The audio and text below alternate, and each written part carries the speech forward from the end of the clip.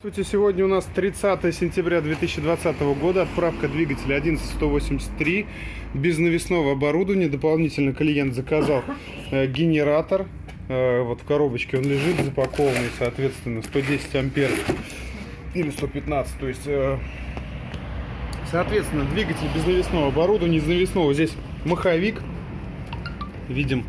Далее клиент заказал без датчика фаз, но другого двигателя не было, соответственно, в данном случае просто не подключается этот разъем. Ну, это такой универсальный, получается, двигатель. И тот, который с датчиком фаз, тот, который без датчика фаз, датчик положения распредвала, датчик температуры, соответственно.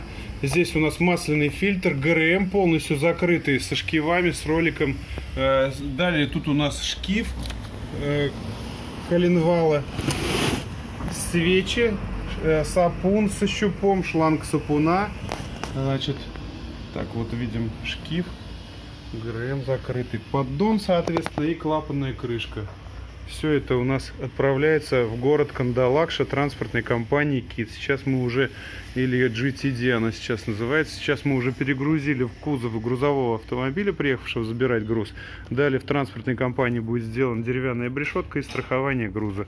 Все это уедет в деревянном ящике, вот примерно вот в таком вот. Тут уже что-то отдали уже. И, соответственно, застраховано. Спасибо за внимание. Сайт regiontechsnap.ru. Всего доброго, до свидания.